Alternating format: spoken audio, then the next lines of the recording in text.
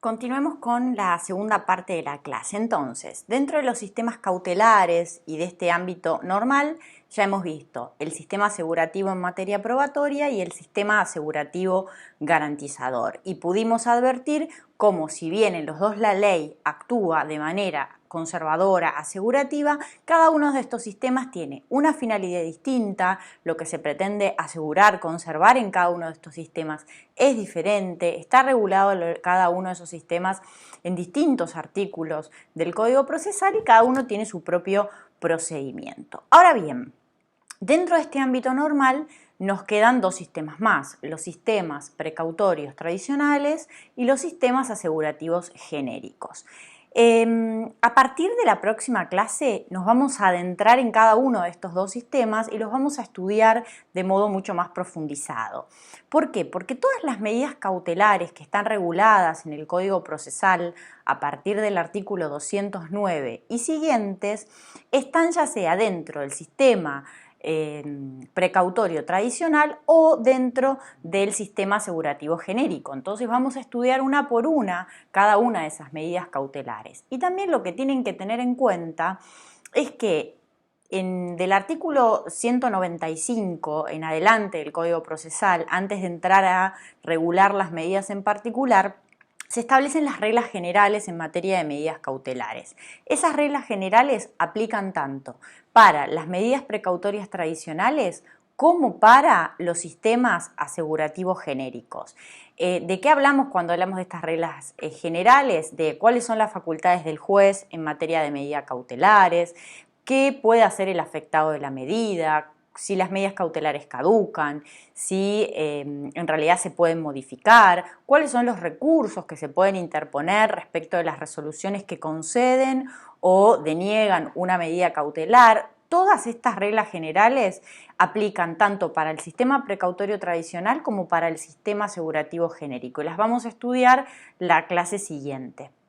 Lo que también tienen que tener en cuenta es que para todas las medidas cautelares de estos sistemas, de estos dos sistemas que les mencioné, la parte que peticiona la medida tiene que cumplir con los presupuestos sustanciales y procesales.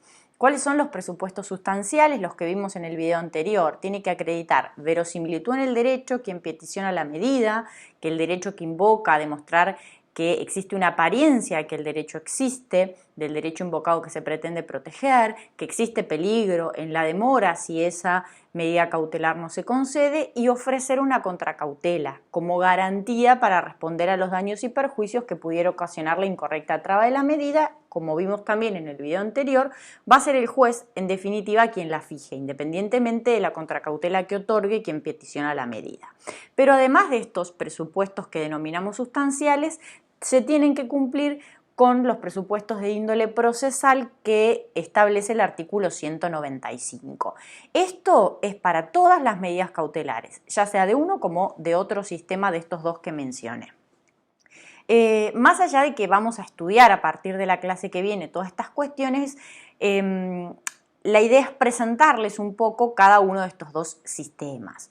El sistema precautorio tradicional tiene por finalidad, a diferencia de lo que vimos del sistema asegurativo probatorio garantizador, aquí lo que se busca asegurar, garantizar es el efectivo cumplimiento de la sentencia. Es decir, cuando lleguemos al momento conclusional del proceso y se dicte la sentencia haciendo lugar a la pretensión invocada por el actor en la demanda, lo que busca este sistema es que esa sentencia pueda hacerse efectiva, que logre cumplirse. Entonces, a través de las medidas precautorias tradicionales se busca, por ejemplo, que durante el tiempo que demore el proceso hasta el llegar al dictado de la sentencia, por ejemplo, el bien objeto de la litis no se deteriore, no desaparezca, o bien también lo que se busca es evitar que el demandado, que el deudor sea insolvente y cuando lleguemos al dictado de la sentencia, la misma ante el incumplimiento no pueda ser ejecutada de modo forzoso porque no existen bienes para embargar. Entonces, dentro de este sistema precautorio tradicional tenemos distintas medidas cautelares, dependiendo si esas medidas se traban sobre bienes, sobre entes ideales o sobre personas.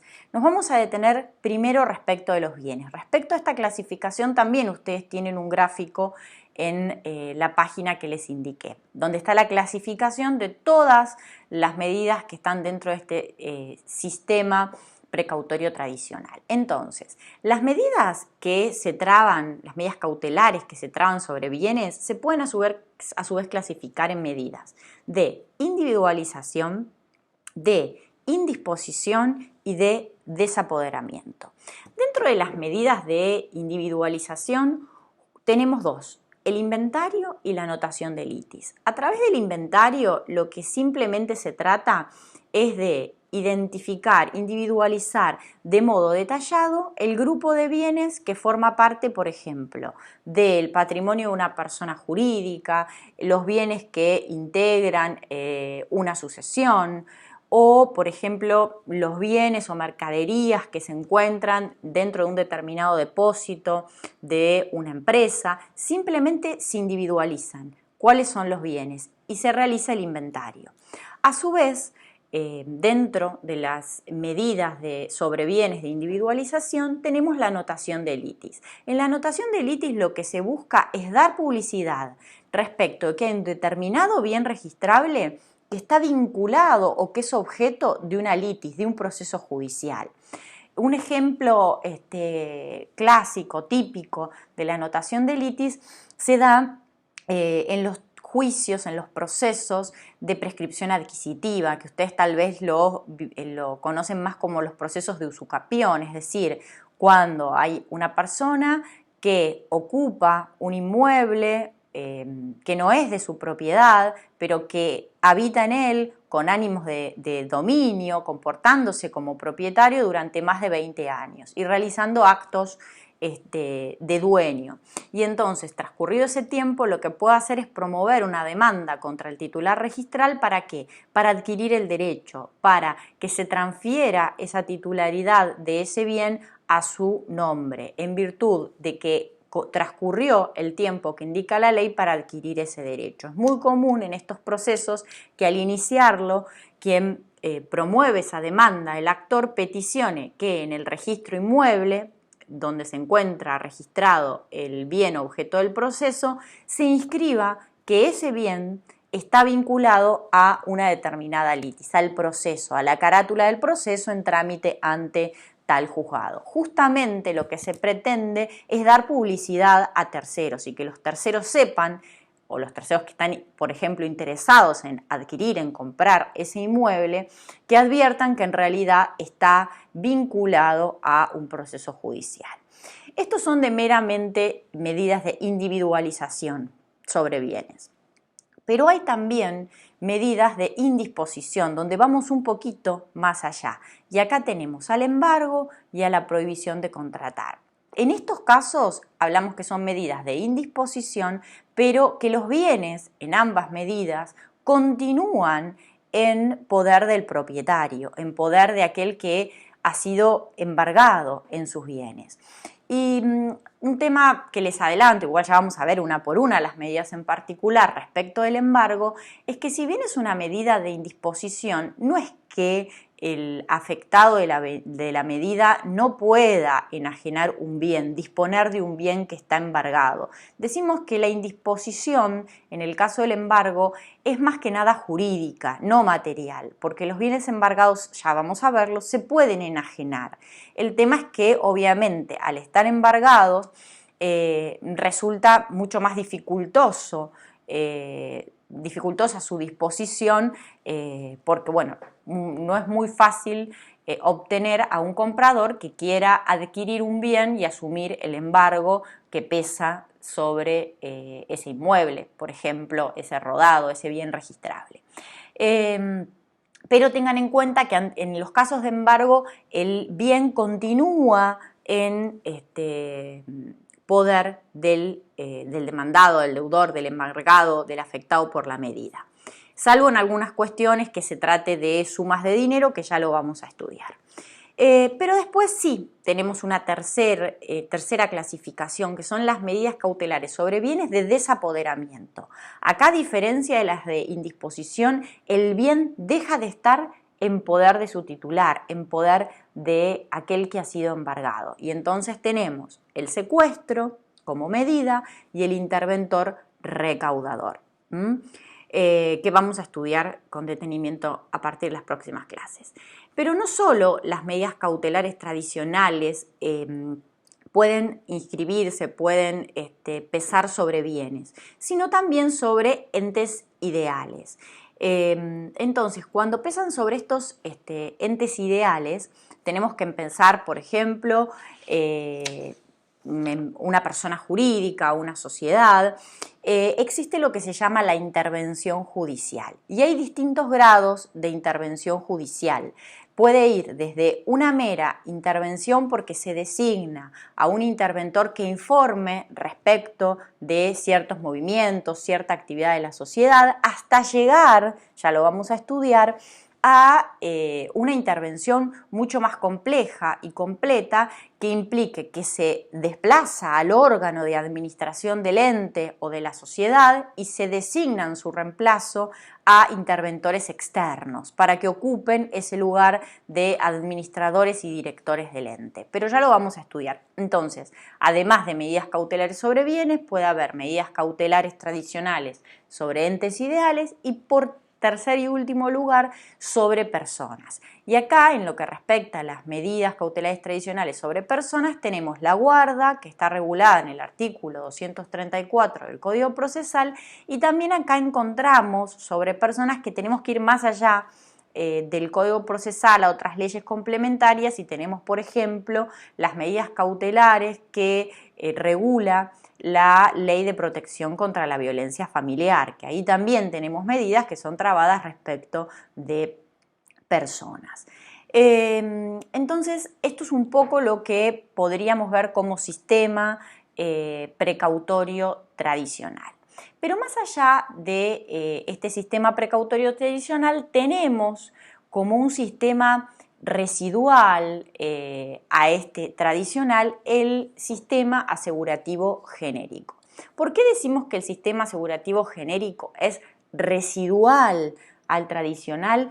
Porque está integrado por medidas cautelares que solo proceden en el caso en que las medidas cautelares tradicionales no resulten útiles para asegurar el derecho o el bien que se pretenda asegurar. Entonces, ¿por qué esto es así? Porque lo estableció el legislador. El legislador, cuando veamos las medidas cautelares que componen este sistema, vamos a ver que siempre establece que son subsidiarias, son supletorias para el caso de que las tradicionales no resulten útiles o eficaces. Entonces acá, dentro de este sistema asegurativo, tenemos 4 tipos de medidas cautelares. Por un lado tenemos la inhibición general de bienes, que ya lo vamos a estudiar, pero es una medida que es supletoria, subsidiaria, ¿para qué? Para el caso en el cual no se pueda trabar un embargo porque, por ejemplo, el demandado no tiene bienes o los bienes a embargar resultaran insuficientes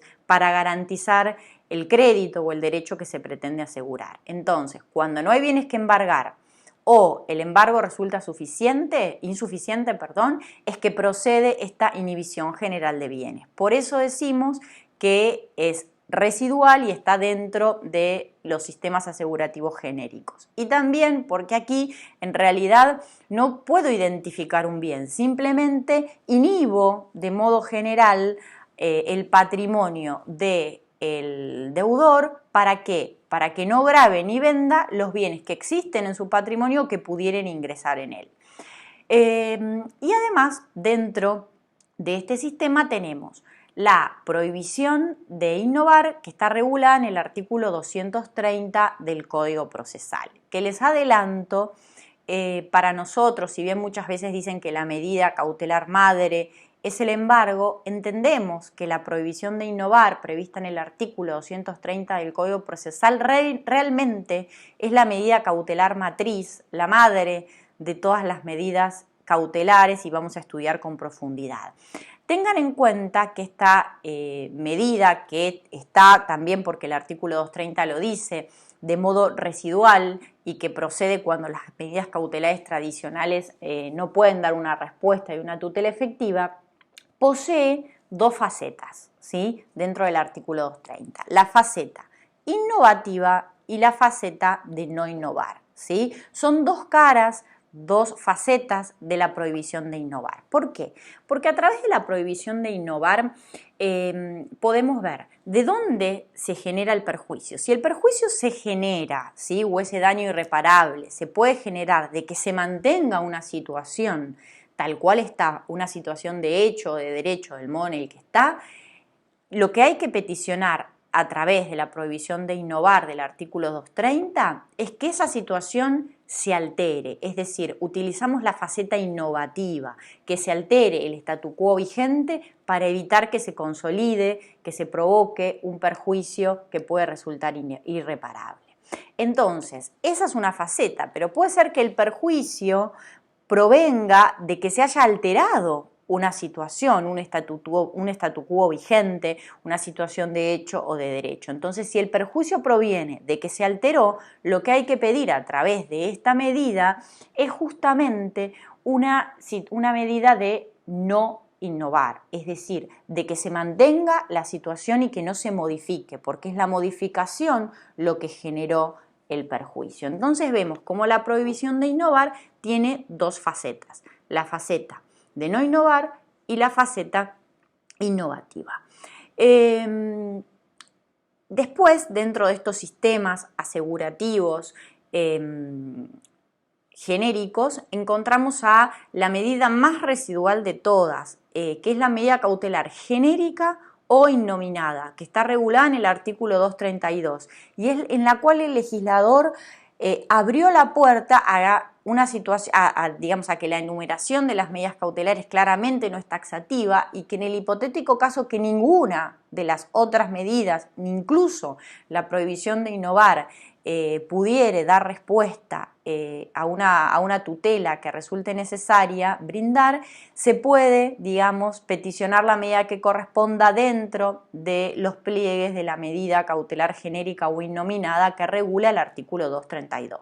No pierdan de vista que en todas estas los presupuestos son los mismos: verosimilitud en el derecho, peligro en la demora y contracautela como consecuencia. Y dentro de estas medidas cautelares genéricas agrupamos o clasificamos también la que denominamos, ustedes lo van a ver en el gráfico, como cautela autónoma. La cautela autónoma no la van a encontrar regulada en el Código Procesal civil y comercial, porque es una medida que tiene su origen en el derecho administrativo. Entonces aquí sí vamos a ver que nos vamos a despegar de las medidas que vengo mencionando, porque en principio fue una creación pretoriana, jurisprudencial, que nació dentro del ámbito del derecho administrativo y que luego tuvo una regulación puntual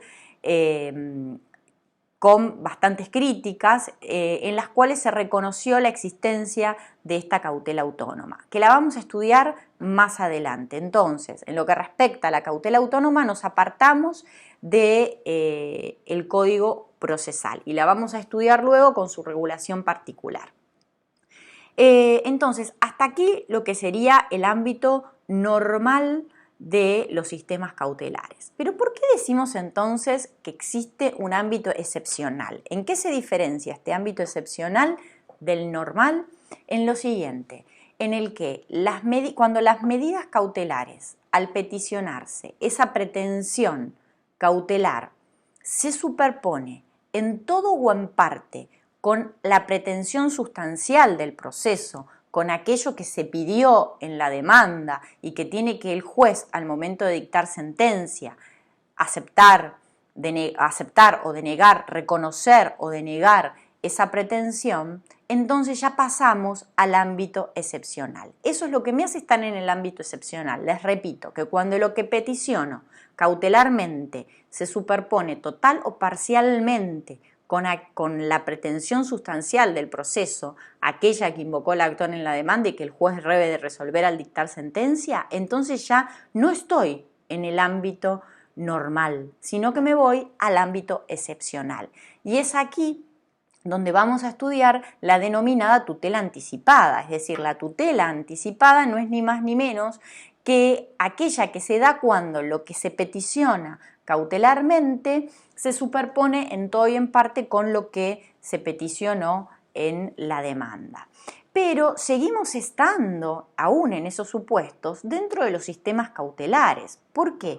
Porque cuando se concede esa medida cautelar, más allá de que haya una superposición total o parcial con la pretensión sustancial del proceso, siempre lo que se decide, la tutela anticipada que se da dentro de los sistemas cautelares, siempre es provisoria, ¿sí? El proceso continúa y luego el juez, al momento de dictar sentencia, va a poder resolver de alguna manera si reconoce que ese derecho que se invocó como verosímil en realidad tiene certeza de que existe, va a resolver en la sentencia en el mismo sentido en el que pudo resolver al conceder la medida cautelar de modo provisorio.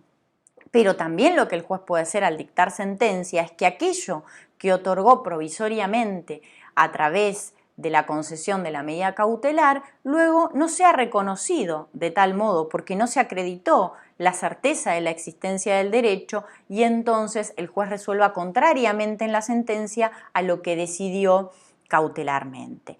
Lo vamos a estudiar con mucho más detenimiento, pero les quiero presentar los dos ámbitos de los sistemas cautelares. Es más, vamos a ver distinto tipo de jurisprudencia en el cual se hace lugar o cobra vida esta tutela anticipada, que tiene por característica o que se la llama tutela anticipada por los efectos que su concesión provoca respecto de la sentencia de mérito. ¿Por qué? Porque a través de esta tutela anticipada se está justamente anticipando el juez y concediéndole al litigante total o parcialmente aquello que va a ser objeto de la sentencia de mérito. Y entonces ustedes me pueden decir, pero ¿no hay prejuzgamiento?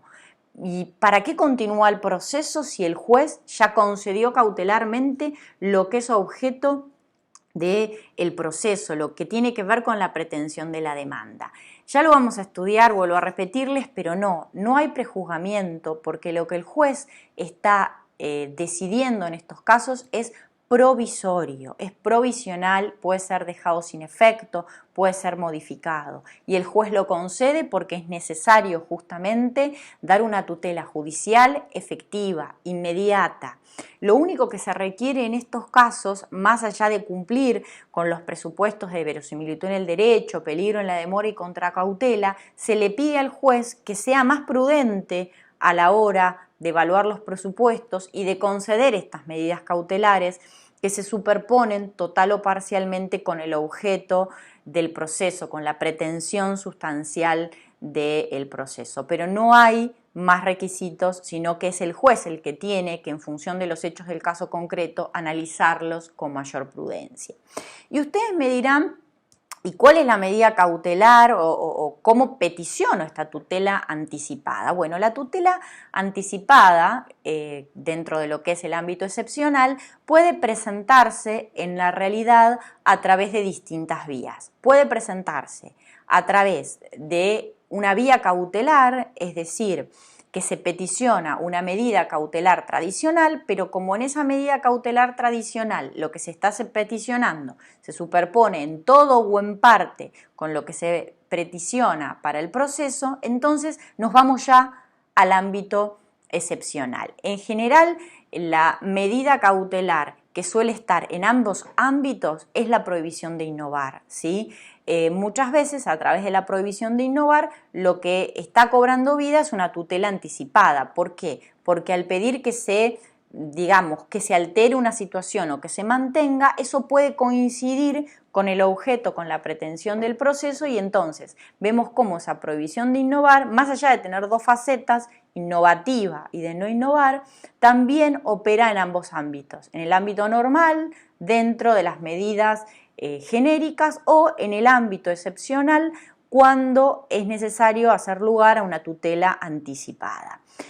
Y también vamos a estudiar que la tutela anticipada no solo viene puesta por vía de una medida cautelar en general, artículo 230, prohibición de innovar, sino también por otras vías. Y vamos a estudiar cómo el legislador creó distintos supuestos donde en realidad consagró este tipo de tutelas. Y les voy a dar un ejemplo para que comiencen a bajar a la realidad de qué estamos hablando cuando hablamos de tutela anticipada. Supongamos que estamos en un proceso de desalojo. Está claro que en el proceso de desalojo lo que se pretende, quien promueve la demanda, el propietario del inmueble, pretende en su demanda que se desocupe el bien y recuperarlo, ¿sí? Bueno, el artículo 680 bis del Código Procesal establece que una vez trabada la litis, notificada la demanda y vencido el plazo en realidad para que conteste, la parte peticionante, el actor, quien pretende el desalojo, puede pedir la desocupación anticipada del inmueble. ¿Cómo? Eso va a ser provisorio, cautelar. Simplemente lean el artículo 680 bis, lo que peticiona es que se desocupe anticipadamente, es decir, en el momento luego de que es contestada la demanda, sin necesidad de esperar hasta la sentencia. Entonces el juez puede hacer lugar a esta tutela anticipada, que claramente hay una superposición total entre lo que se pide cautelarmente en los términos del 680 bis con lo que se pide en la demanda, superposición de pretensión sustancial con pretensión cautelar.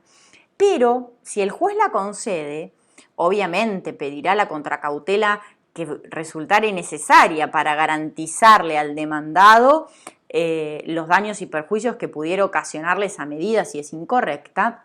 Lo que decide ahí el juez es provisorio, no hay prejuzgamiento. Lo otorga y luego el proceso continúa en trámite. Y la decisión que va a ser definitiva, luego de escuchar a ambas partes, de permitirle al demandado que se defienda en esa etapa probatoria del proceso, si al momento de dictar sentencia el juez va a decidir de modo definitivo, en el mismo sentido que decidió cautelarmente o de modo contrario. Otro ejemplo de estos son los famosos alimentos provisorios que se pueden fijar en los procesos de alimentos en materia de familia. Cuando supongamos un progenitor promueve una demanda de alimentos contra el otro progenitor de los hijos que tienen en común, en el cual el objeto es justamente que, supongamos, es la madre que en representación de sus hijos promueve un juicio de alimentos contra el padre de sus hijos, que no pasa suma alguna en concepto de cuota alimentaria, para que el juez fije una cuota alimentaria a favor de sus hijos menores. Lo cierto es que eso el juez lo va a hacer en la sentencia, es la pretensión sustancial del proceso. Pero el Código Civil y Comercial de la Nación regula lo que se llaman alimentos provisorios, es decir, que la parte actora, la peticionante, la madre en relación de sus hijos, puede, al iniciar ese proceso de alimentos y en cualquier momento del mismo, antes del dictado de la sentencia, pedirle al juez que fije alimentos provisorios. Y ustedes ven cómo al peticionar estos alimentos que son provisorios, porque tienen por esencia ser cautelares, se está superponiendo totalmente aquello que es objeto de la sentencia. Pero el juez los concede, los fija provisoriamente o los deniega, por supuesto, y luego al dictar sentencia, como lo que decidió es provisorio, los puede modificar, puede confirmar la suma concedida provisoriamente, puede denegar la fijación de alimentos, puede fijar, una suma de alimentos mayor. Entonces vemos acá algo muy importante que no podemos perder de vista, que todo lo que se decida cautelarmente es provisorio, a diferencia de lo que se decide al momento de dictar sentencia, que es definitivo. Y luego, cuando estudiemos bien tutela anticipada, también vamos a analizar, para que ustedes puedan comprender y bajar a la realidad los conceptos, cómo en distintos casos de jurisprudencia que vamos a estudiar, cobró vida la tutela anticipada a través de la prohibición de innovar en sus dos facetas, tanto en la innovativa como en la de no innovar. Bueno, hasta acá hemos hecho una presentación de todos los sistemas cautelares y a partir de la clase que viene nos vamos a adentrar a estudiar el resto de las medidas.